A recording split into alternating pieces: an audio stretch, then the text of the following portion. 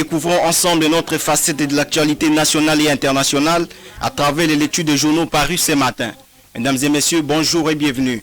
Revue de presse avec Jean-Émile Senga. L'actualité nationale dans les colonnes des journaux parus ce mercredi est dominée notamment par la réponse de l'abbé Donatien Chollet au président de la République après sa déclaration faite contre l'Église catholique lors de son séjour en Mbuji-Mayi à l'occasion du 25e anniversaire épiscopal de Monseigneur Emmanuel Kassanda. Sur ce, Congo nouveau titre.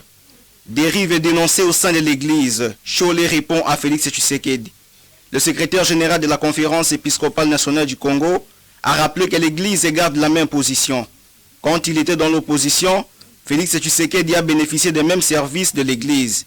Aujourd'hui, l'Église catholique reste dans la même position. Les mêmes évêques qui l'ont félicité hier lui disent aujourd'hui qu'il y a un recul, a souligné Monseigneur Donatien Chollet. Africa News à son tour titre. Les torchons brûlent entre le régime et l'Église ne demeurent pas dans sa lutte pour des élections transparentes, gage de la paix et de la stabilité. Tshisekedi contre Senko, l'escalade verbale. La petite de clash entre l'Église catholique et le pouvoir semble s'envenimer après la sévère réplique dimanche 25 juin dernier du président Tshisekedi à la déclaration des évêques rendue 2 jours plus tôt à l'issue de la 60e assemblée de la Senko. La voix de Tshisekedi a résonné au point de faire sortir Monseigneur Donatien Chollet de ses gonds pour déplorer la mauvaise interprétation de la dite déclaration par des gens qui n'aiment pas l'Église. Il a rappelé les 2 principaux thèmes du dit message des évêques. La première partie était focalisée sur la situation sécuritaire à l'est du pays. La seconde partie a porté sur le processus électoral, la dynamique du texte électoral pour avoir des élections crédibles et apaisées, lit-on dans ce journal. Pour Econews et avec son titre Pouvoir et Senko, difficile cohabitation. Pour ces médias, la passion née du discours de Félix Tshisekedi n'est pas prête à retomber, à moins ces énièmes réconciliations spectaculaires entre les évêques catholiques et la majorité au pouvoir, comme la classe politique congolaise en a habitué l'opinion nationale. Toujours à ce sujet, le vrai modérateur titre accusé de partialité par Félix Tshisekedi, la Senko rappelle sa position. En réaction aux propos du chef de l'État qui a accusé l'Église catholique de partialité, Donatien Chollet, secrétaire de la Senko, a répondu en ces termes. L'Église est du côté du peuple. L'Église a toujours été du côté des faibles. D'ajouter, l'Église reste dans cette dynamique. Ce qui a changé est que ceux qui étaient dans l'opposition sont maintenant au pouvoir. Cette réponse montre à juste titre la mission de l'Église. Prêcher l'amour, l'unité et l'égalité. Tandis que l'objectif annonce pour sa part velléité électorale de Félix Tshisekedi, Donatien Chollet le remet dans ses bottes. Après toutes les accusations contre l'Église en Mbuji-Mayi, Monseigneur Donatien Chollet a souligné que ces accusations ne reposent sur aucun fondement. Il a ainsi rappelé le rôle de la Senko. La Senko ne roule pas pour les individus, la Senko ne roule pas pour le pouvoir, la Senko a toujours défendu des valeurs, précise-t-il. Parlons à présent de l'actualité internationale. Le média international se focalise aujourd'hui sur l'assassinat des jeunes Naël à Nanterre par la police, une ville de commune et française chef-lieu des départements de Hauts-de-Seine.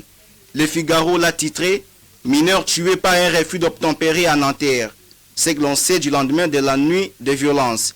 Ce journal insiste sur la vive émotion et émeute dans plusieurs autres quartiers français après le décès de ce jeune homme de 17 ans. Le gouvernement a appelé au calme et a demandé à la justice de s'en occuper. France 24 à son tour titre « Jeune tué par un policier à Nanterre, Emmanuel Macron juge un acte inexplicable et inexcusable. » Au moment où le gouvernement appelle au calme et condamne à 100% ces gestes inhumains, inexcusables et inexplicables, la gauche de son côté dénonce une américanisation de la police, a tweeté France 24.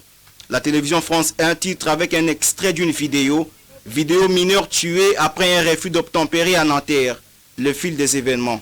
Selon le préfet de police de Paris, Laurent Nunez, qui a été invité sur ces plateaux, le jeune homme aurait refusé de s'arrêter une première fois sur demande de la police.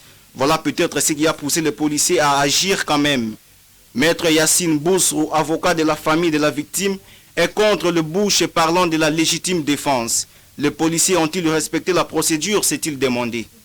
Toujours à ce sujet, le point titre « Mineur tué après un refus d'obtempérer ». Un policier en garde à vue. Selon le parquet de Nanterre, contacté par l'agence France Presse, la victime était âgée de 17 ans. Ces médias décrivent en quelque sorte le déroulement de l'événement. Dans une étude rendue publique aujourd'hui, la Radio France Internationale titre « Adolescent tué par la police à Nanterre, la défenseur de droits Claire Hédon s'est saisie d'office de l'affaire, la garde à vue du policier prolongée ». Effectivement, la défenseur de droits Claire Hédon s'est saisie d'office de l'affaire et le policier criminel est retenu et les enquêtes continuent. C'est la fin de cette revue de presse. Mesdames et messieurs, merci de nous avoir suivis.